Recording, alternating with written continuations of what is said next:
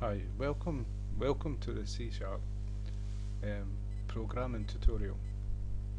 This tutorial we're still going to be looking at methods, but we're going to look at returning values from methods. And this is very useful where you've got private variables in classes, which means you cannot access those variables from outside the class. And so you want to access them, but for security reasons it's always better to have them private. So the way to do it is to create a method, and it's usually called a get method, and the get method will return that variable.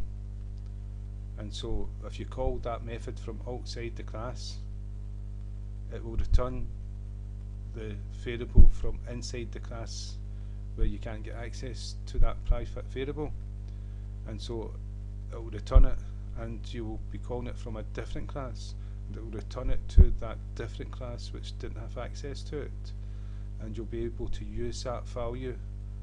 And you also have a set method where the variable is private, so you can't get access to it, though you want to change the value in that method from a different class, the value in that variable from a different class. So you can't get access to it because it's private for security reasons. So what you have is you have a set method in the class with a private variable, and you call that set method. The methods are public, and so you call that set method, and inside that set method it takes a value, a parameter getting passed to it with the value that you want to change it to, and it will say the private variable that you want to change equals whatever you've passed into that method. And so when you run that method, the value that you passed into it becomes the value of the variable, the private variable. And so through the method you've changed it from outside the class. And so get and set methods are very important. And so what we looked at, passing integers and strings and things like that to methods, that's how you would do a set method. And now we're going to look at returning values, which would be the get method. And so we've got a method here, and there's a keyword void, and if you don't put void in a method, C# does not like it, and will give you a warning saying that there's something wrong. The reason for that is the void is telling C# this is a method, but it does not return anything. It returns void, it returns nothing. Whatever void is, that's what it does with the return. And to return something, you've got to tell C# what type gets returned. So if you're returning a number, it's a float, an integer. If you're returning a number with decimal points, it's a float, etc. If you're returning a string, then it's a string. And so you've got to tell C# this. And this void keyword would change to whatever you're going to return. So we're going to return an integer, the void becomes int. So now we're going to return an integer. This has been highlighted because once you don't have void as the return, it wants a return keyword and something to return. And see how it's went, oh, it stopped being highlighted because we have the return keyword returns a value when the method has run and completed. And so we've just done a raw 22 so that you can see what we mean. Normally it would be like a variable, but if we give it num1, then you wouldn't know what was inside it. Now you can see a number 22. And so what we're going to do is, this is a static one, so we don't use an object like these here. what we've done was we created the path. The path was, let's see, this is the first part of the path program.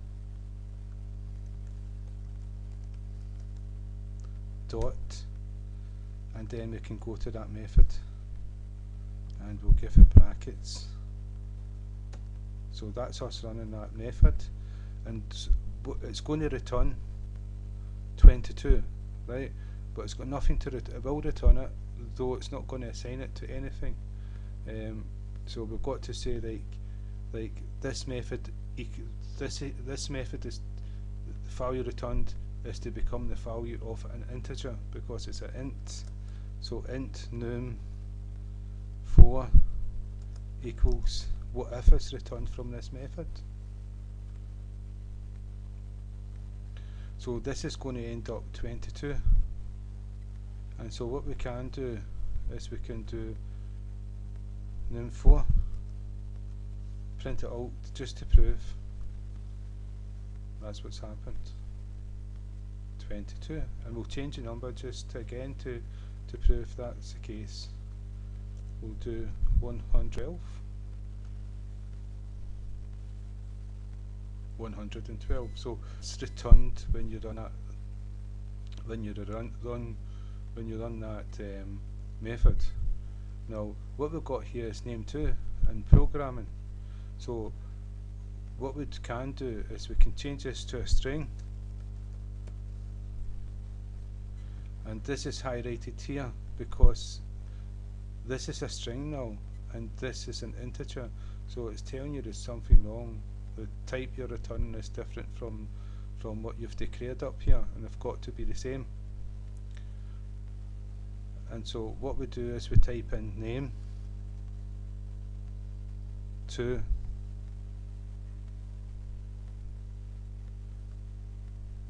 the same as up here. So we're going to return this here, and it's going to say programming string. It's still highlighted it, so I don't know why. It should be good, it should be okay. Name2 programming. And so what we're going to do is return a string instead of an integer. Something wrong with it. Yeah, what it is this is a static method. We didn't need to create an object, and what we're doing here is we've declared a string which is not static, so it's got to be static. It's got to be static to go into a static method.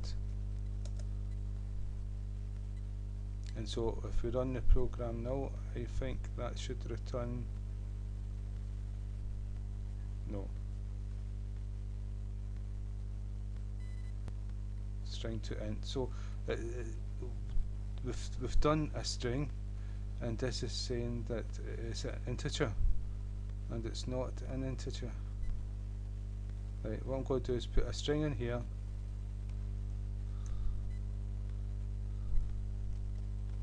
string,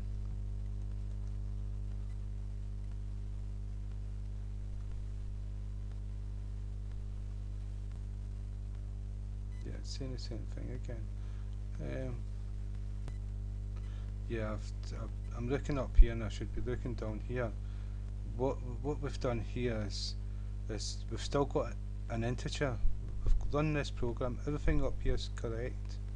We're running this program, and the first time we've done an integer, and I never changed this here to string. And it's got to be the right type, and so we'll do string 4. We'll change this to string 4. So everything will be okay now. So string has appeared. So now we should be able to access this variable 2, and it was because we done a mistake down here. String int, I should have changed it. So if we do name 2, it should print out programming. programming, and it's straightforward as that. And it may be that we don't need to do static. I'm going to test it out.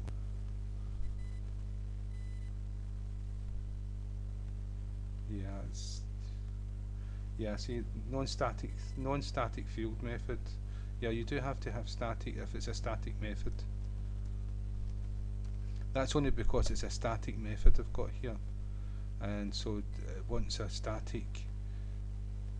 It's got to be. You can't have like an object. These are objects, and you can have more than one of them, as many as you want. But static, you can only have one.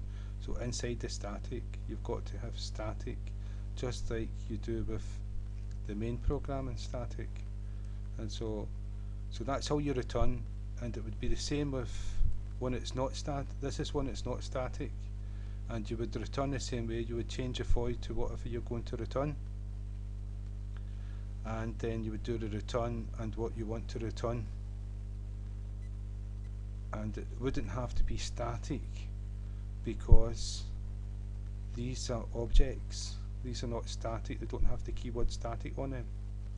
So that is return, and that you would use that for get and get methods, and we'll do get and set methods later on.